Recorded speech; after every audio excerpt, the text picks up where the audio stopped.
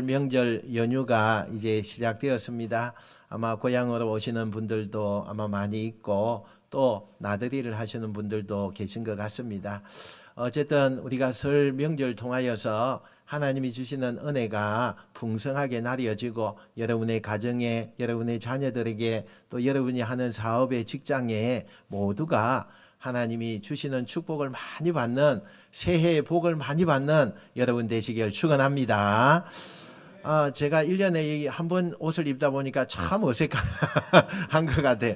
괜찮습니까? 옷걸음도 제가 잘 못 채는 것 같고 뭐 이상해서, 원래 이 한복을 입으면 편하다고 하는데 왜 이리 불편한지 모르겠어요. 어쨌든 자주 입어야 또 편할 것 같습니다. 오늘 우리 명절을 통해서 하나님이 특별히 여러분의 가정에 큰 은혜로 또 말씀의 축복으로 나아가길 원합니다. 오늘 제가 먼저 이런 질문을 말씀으로 열어보려고 합니다. 우리는 지금 자녀들에게 무엇을 유산으로 남겨주고 있습니까? 이 질문입니다. 여러분, 우리는 자녀들에게 어떤 것을 유산으로 남겨주려고 지금 준비하고 계십니까?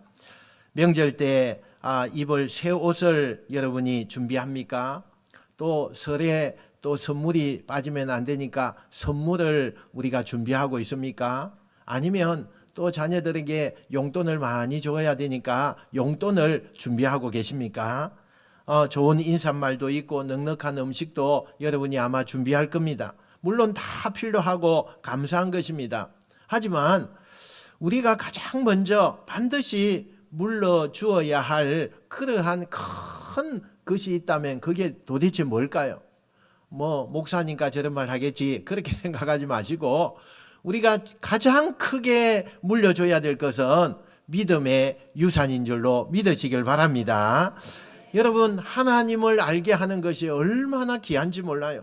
세상에 살아가면서 우리가 너무 바쁘잖아요. 바쁘니까 자녀들도 그 바쁜 생활 속에서 부모님에게 안부 전화하고 또 찾아뵙고 이렇게 하는 것이 참 어려울 때가 많습니다. 너무 바쁘니까 믿음도 제대로 잘 하질 못해요. 너무 바쁘다는 핑계 때문에 너무 피곤해서 교회에 나가지 못하겠습니다, 이렇게 하는 자녀들도 혹 있을 수 있습니다. 그러나 우리는 정말 하나님을 믿는 이 믿음이요, 얼마나 중요한지 몰라요. 여러분, 세상이 다인 것처럼 살면 우리가 믿음 없어도 얼마나 즐겁게 살아갈 수 있을 겁니다. 그러나 여러분, 우리는 알잖아요. 우리가 이 세상이 끝이 아니라는 것을. 이 세상이 끝이면 얼마나 좋겠어요? 아닙니다. 이 세상은 끝이 아니라 이제 죽음을 맞이하는 그 순간에 새로운 삶을 영원히 끝이 없이 살아가야 하기 때문에 우리가 천국에 소망을 두고 그 천국에 가는 것이 얼마나 귀한지 몰라요. 여러분, 죽음을 앞두고 있는 사람에게 참 간절한 것이 있죠. 그게 뭔지 아십니까? 물론 내가 죽음을 앞두고 있어서 더 사는 것이 너무나 간절할 거예요. 그러나 여러분, 그때 되면 깨달아져요. 죽음을 앞둔 사람에게 깨달음이 와요. 내가 영원한 이 죽음 뒤에 무엇이 있는지 두려운 거예요. 이 죽음이 끝나면 좋겠는데 이 죽음 뒤에 무엇이 있는지 그게 두려운 거예요. 그래서 정말 예수님을 믿지 않는 사람은 그 죽음이 두려운 거예요. 그러나 예수님을 믿는 사람은 어때요? 죽어야 천국을 가기 때문에 우리는 너무나 편안하게 죽음을 맞이하게 되는 것입니다. 또 여러분, 죽음을 딱 맞이하는 그 순간에 여러분, 많은 사람들이 다 안다 하죠. 거기에는 찾아오는 이가 틀려요. 예수 믿지 않는 사람은 악한 마귀가 그 영혼을 데려가려고 옵니다. 하지만 예수님을 믿은 사람은 천군 천사가 오는 거예요. 그래서 그 영혼을 받들어서 천국으로 인도하는 것입니다. 그때서야 후회하고 그때서야 내가 예수님을 믿을 걸 그렇게 해도 소용이 없는 것입니다. 그러므로 우리가 이 믿음의 유산이라는 것은 얼마나 귀한지 몰라요. 우리의 자녀들에게, 우리의 정말 가족들에게 믿음을 갖게 하는 것이 너무 중요한 줄 믿으시길 축원합니다. 오늘 본문은 이스라엘 백성들에게 있어서 너무나 중요한 구절입니다. 유대인들이 이 본문을요 쉐마라고 불렀어요. 쉐마. 이 쉐마라고 하는 것은 첫 자를 따서 들으라 이런 말이에요. 들으라 이렇게 말하는 겁니다. 그리고 이 쉐마의 말씀은 아이가 태어나면 그 아주 젖먹일 때부터 이 쉐마의 말씀을 계속 낭독을 해요. 부모들은요 이 쉐마의 말씀을 다 외우죠. 우리 자녀들이 이제 학교를 가게 되고 이제 뭐 유치원이 되고 이렇게 되면요 이 쉐마의 말씀을 다 외우게 하는 거예요. 그래서 가정에서부터 이 쉐마의 말씀을 외워서 항상 어디에 가든지 이 말씀을 늘 마음에 담고 순종하고 실천하는 그런 것을 행하고 있어요. 여러분, 한 장로님의 이야기를 나누고 싶어요. 그분은 평생을 교회로 섬기면서 참 훌륭하게 그렇게 교회 생활을 하신 장로님이세요. 근데 평생 교회를 섬기면서 자녀 셋을 낳아서 이 자녀들을 얼마나 훌륭하게 키웠는지 몰라요. 이 자녀 셋이요 다 미국에 유학을 가서 참 훌륭한 사람들이 되었어요. 또 사회적으로도 참 잘 되었습니다. 그래서 참 남들이 부러워하는 가정, 그런 가정이 되었어요. 그런데 어느 명절날 이 손주들이요 할아버지 댁에 왔을 때 아침 식사 전에 기도를 부탁했더니 초등학교 손주가요 이렇게 말하는 거예요. 할아버지, 식사 기도는 요 핸드폰 앱으로 하는 거 아니에요? 이렇게 묻는 거예요. 여러분, 순간에 장로님이 망치로 머리를 하나 얻어맞은 것처럼 충격을 받게 되었어요. 가정 안에서 드려야 할 예배, 말씀, 기도, 그리고 믿음의 대화가 사라진 채 세상의 그 욕망과 세상의 그 성공만이 남은 현실을 그 가정들을 보면서 깨달아졌다는 거예요. 하나님은 우리에게 묻고 계십니다. 내가 자녀에게 무엇을 가르쳐 주고 있느냐?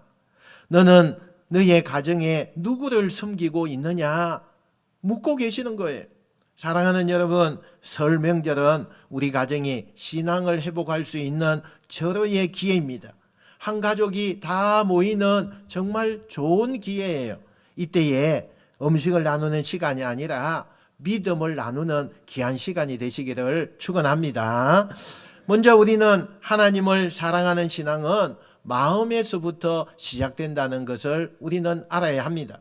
여러분, 우리가 무엇을 가장 사랑하며 살고 있습니까? 설 명절이 되면 고향을 향해 움직입니다. 몸은 서울에 있어도요 마음은 벌써 한 달 전부터 고향에 와 있습니다. 요 부산에 와 있는 거예요. 그래서 이제는 그것만 기다리면서 회사 생활도 하고 사업도 하고 그렇게 하는 거예요. 그리고 이 고향에 가고 싶은 마음이 많이 생기니까 참 시간이 그렇게 빨리 가지도 않고 그렇게 천천히 가는 것도 느끼는 것을 보게 돼요. 왜 그렇습니까? 사랑하기 때문이죠. 사랑하기 때문이에요. 마음이 있는 곳에 몸이 따라가게 된다는 거예요.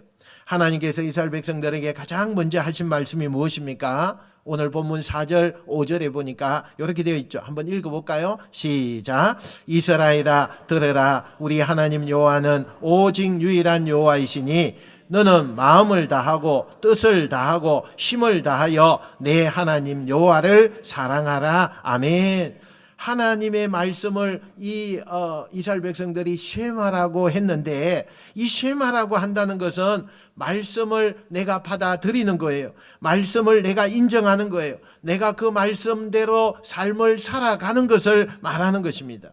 그리고 오늘 말씀에 이렇게 얘기하죠. 여호와는 오직 유일한 하나님 여호와이시니 이렇게 선언을 하는 것을 보게 되죠.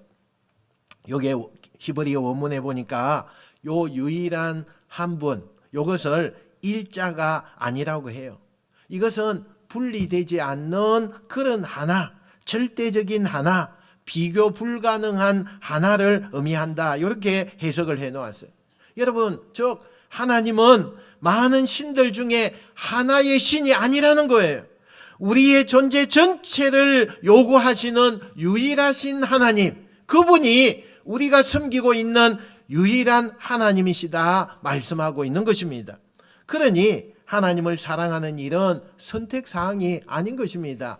그 한 분이신 하나님, 이 세상에 어떤 신들과 비교할 수 없는 많은 신들이 있지만 그 신들 중에 하나님이 아니라 유일한 하나님의 신, 이 세상의 모든 신은 다 가짜지만 유일하게 신이라고 하는 것은 하나님밖에 없다는 이 신을 우리는 사랑해야 된다 말씀하는 것입니다. 여러분, 우리의 삶 가운데 혹시 하나님을 우리의 삶의 한 칸으로 거기에다가 모셔두고 있지는 않습니까? 하나님이 중심이 되셔야 되는 것입니다. 여러분, 하나님은 왜 사랑하라 이렇게 명령하셨을까요? 율법을 지켜라 이렇게만 해도 되는데 왜 하나님은 사랑하라 이렇게 말씀을 요구하셨을까요? 여러분, 사랑이 없으면 이 계명의 율법은요 형식적인 율법이 되고 맙니다. 사랑이 없으면 신앙은 종교 행위에 불과한 거예요. 그냥 내가 습관적으로 내가 그냥 뭐 주일날이면 교회 가야지 이렇게 하는 것만 남게 된다는 거예요. 그리고 또 마음을 다하고 뜻을 다하고 힘을 다하여 이렇게 말씀을 하고 있어요. 여기에 마음은 히브리어로 보니까 단순한 어떤 감정을 이야기하는 것이 아닙니다. 여기에는 생각과 의지와 그리고 판단과 결단, 이 모든 것을 다 포함해서 그리고 인격의 중심, 이것을 말하고 있더라는 거예요. 이 마음은요 그런 거예요.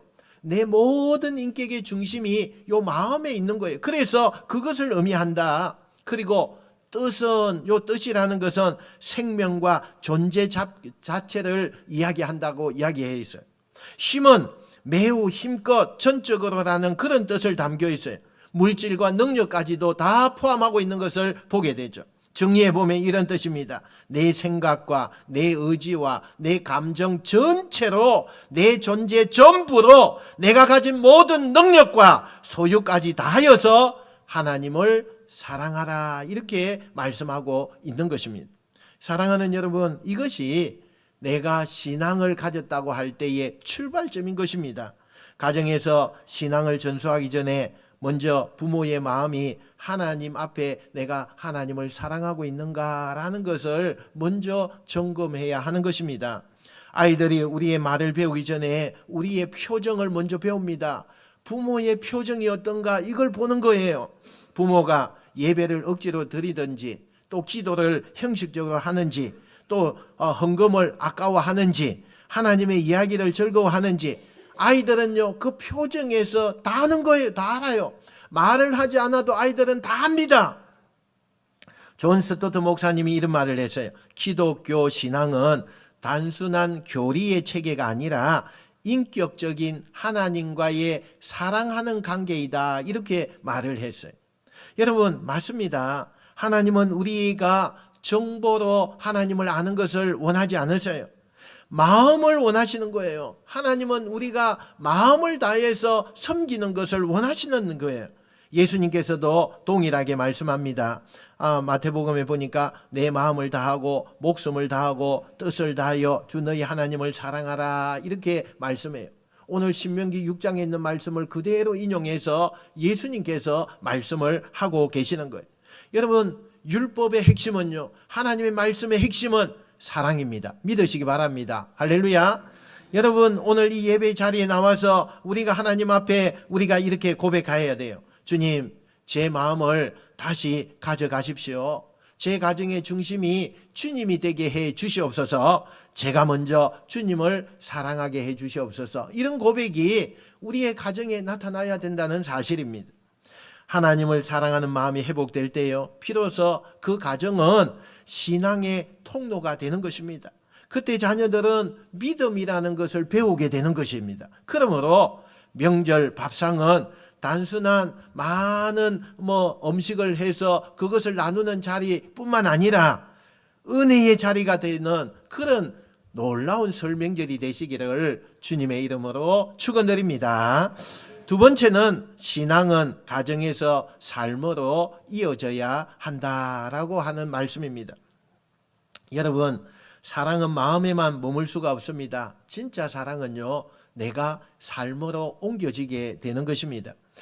하나님을 사랑한다고 말씀 후에 모세가 곧바로 이렇게 말합니다. 6절 7절 우리 한번 읽어봅시다. 6절 7절 시작. 오늘 내가 내게 명하는 이 말씀을 너는 마음에 새기고 내 자녀에게 부지런히 가르치며 집에 앉았을 때에든지 길을 갈 때에든지 누워 있을 때에든지 일어날 때에든지 이 말씀을 강론할 것이며 아멘. 여기 본문에 보니까 마음에 새기고 아주 중요한 표현이 나오고 있죠.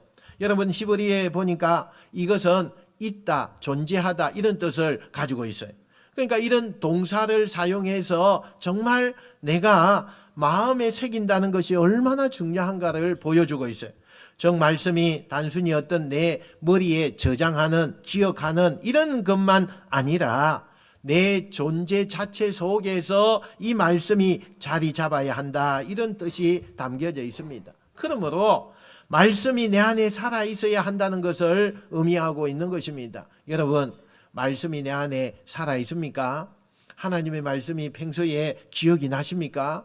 여러분 일상생활 하면서 회사생활 하면서 또 사업을 하면서 여러분이 정말 하나님의 말씀이 내 속에서 생각나고 그 말씀이 생각이 나서 은혜가 되는 그런 일이 있습니까?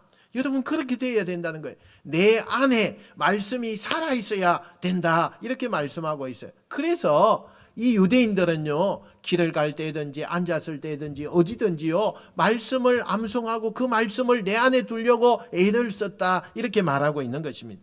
그 다음에 부지런히 가르치라 이렇게 했죠. 부지런히 내 자녀에게 가르치라. 이것은 칼을 갈듯이 반복해서 지속적으로 끊임없이 그렇게 가르치라라고 하는 뜻이 담겨져 있어요. 여러분 신앙교육은 어떻게 한번 내가 결단을 했다 해서 그것이 신앙이 되어지는 것이 아닙니다.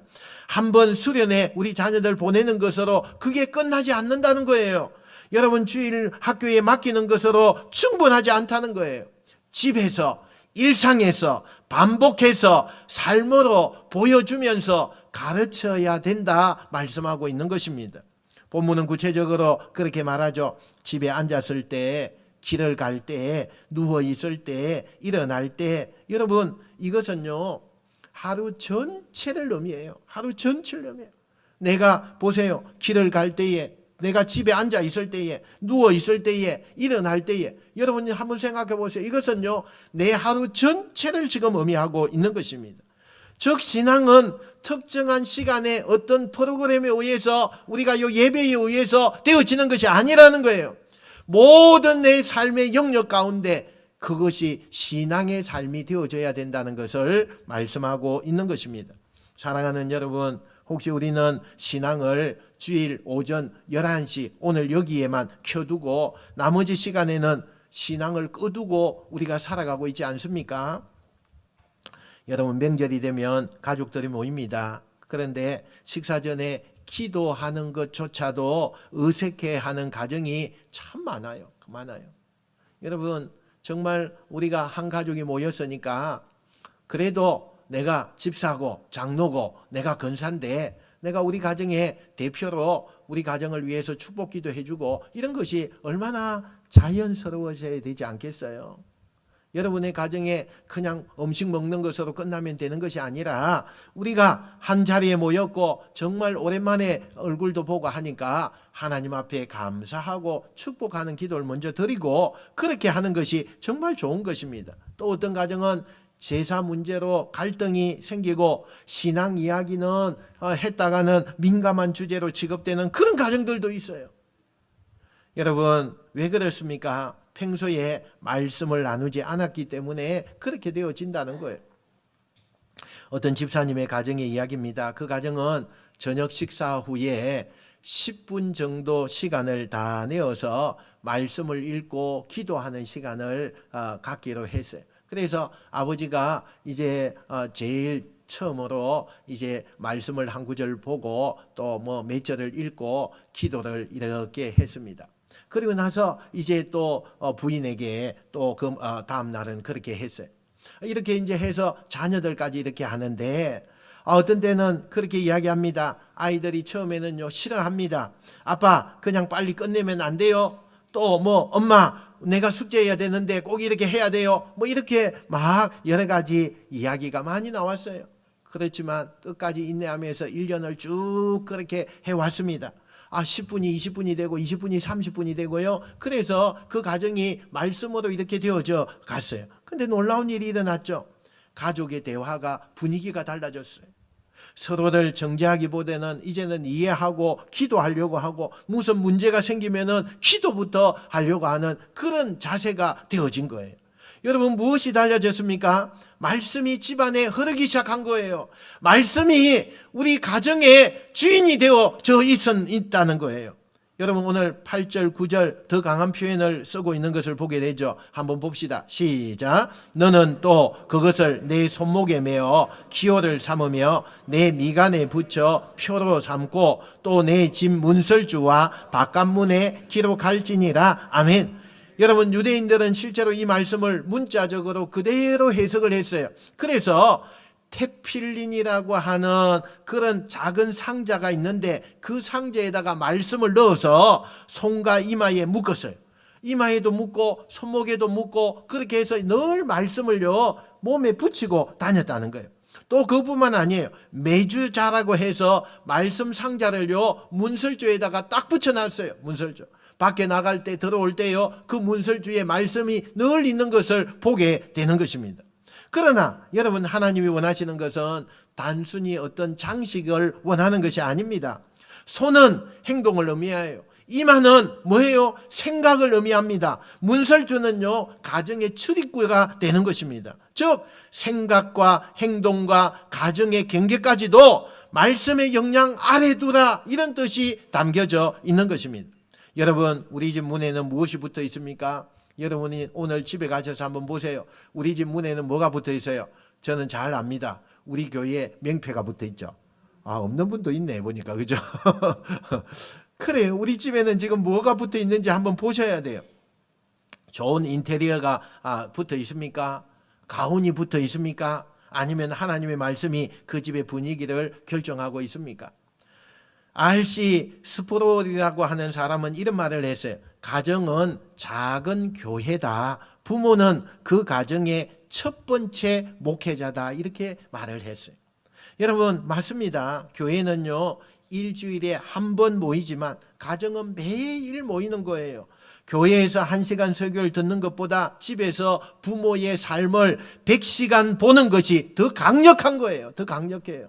우리가 믿음을 가지고 신앙을 가진 그런 부모라면 자녀에게 뭘 보여줘야 되겠어요? 맨날 싸우는 거, 맨날 욕하는 거 이거 아니잖아요. 하나님의 말씀을 읽는 거, 하나님의 말씀을 우리가 암송하려고 하는 거, 하나님의 말씀대로 살아가려고 하는 거 이런 것을 보여주면 그게 더 강력하다는 거예요.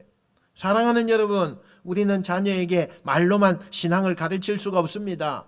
부모가 화를 내면서 온유하라 말할 수 있겠어요? 없어요. 부모가 헌금을 아까워하면서 믿음으로 살라 가르칠 수 있겠어요? 없어요, 여러분. 가정 안에서 이어지는 신앙은 말씀이 일상에 스며들 때 가능한 것입니다.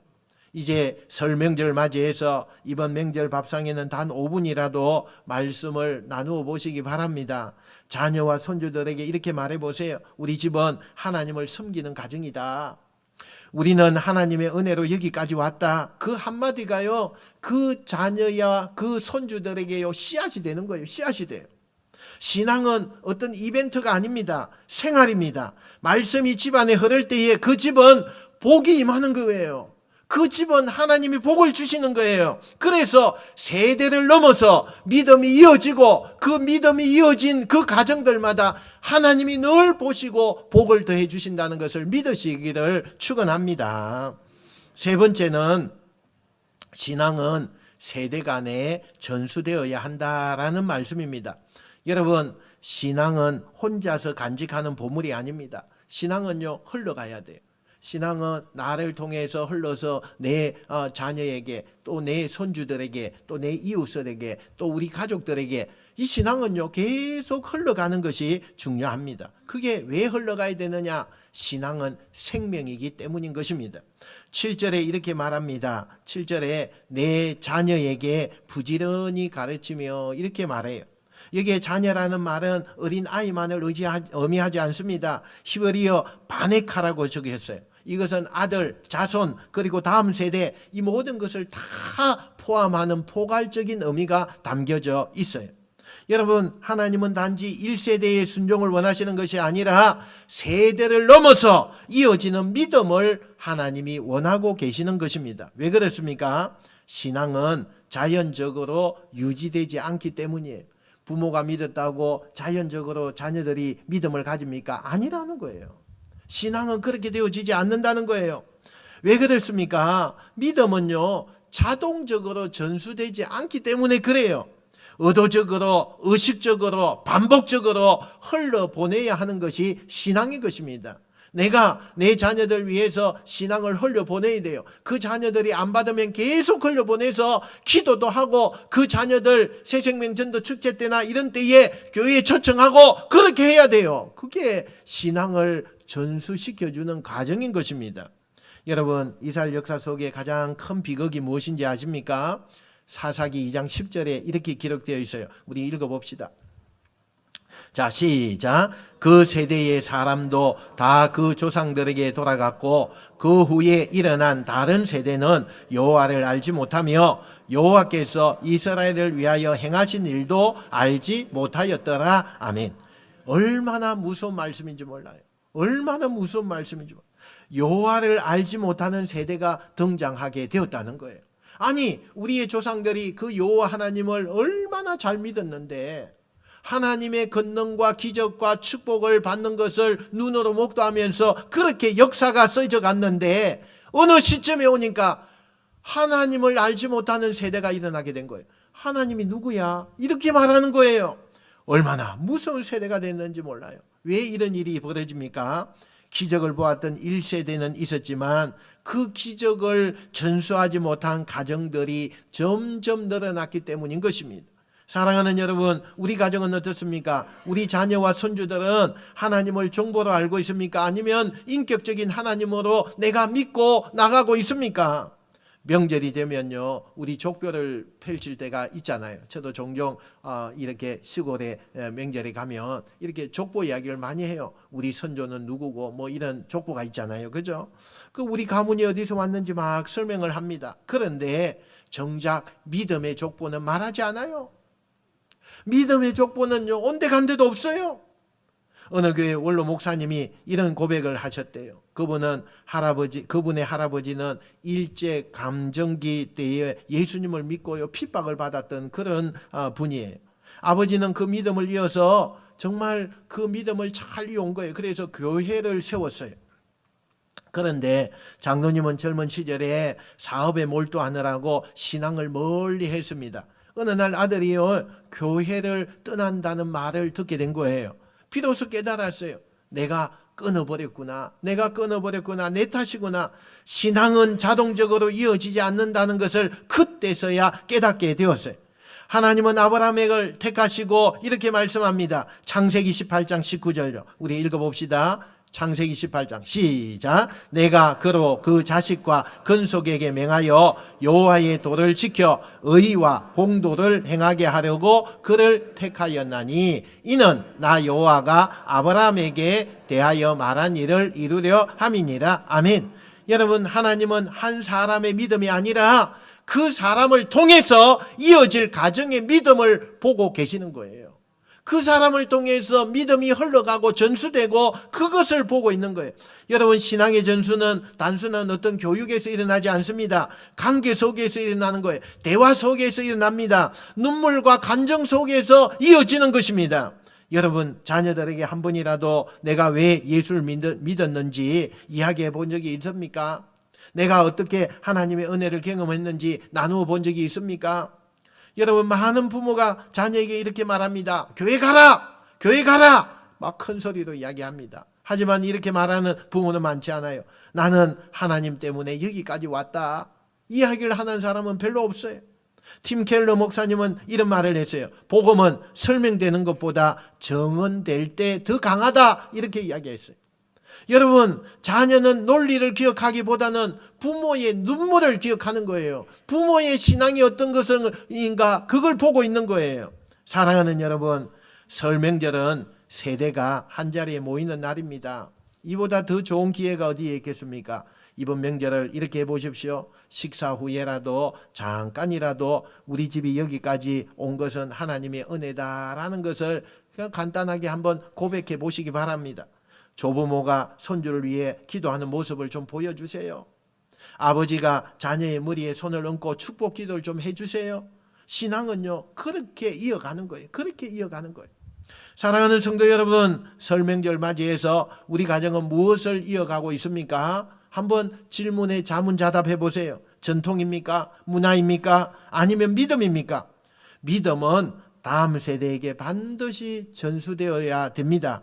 신앙은 자동적으로 이어지지 않는다는 것을 기억하셔야 돼요. 그냥 놔두면 되겠지? 아닙니다. 절대로 안 돼요. 우리가 하나님을 사랑하는 모습을 보면서 자녀는 배워요. 조부모의 기도를 들으면서 손주는 믿음을 배우는 것입니다. 그것이 하나님이 기뻐하시는 가정인 것입니다. 이번 설 명절을 맞이해서 여러분의 가정마다 말씀의 등불이 켜지시기를 원합니다. 할렐루야. 사랑의 고백이 회복되기를 원합니다. 할렐루야. 믿음의 계보가 이어지는 놀라운 역사가 일어나기를 축원합니다. 그래서 가정이 너무 화목하고 하나님이 주시는 복을 눈으로 목도하는 복된 가정들이 되시기를 주님의 이름으로 축원드립니다. 기도하겠습니다. 하나님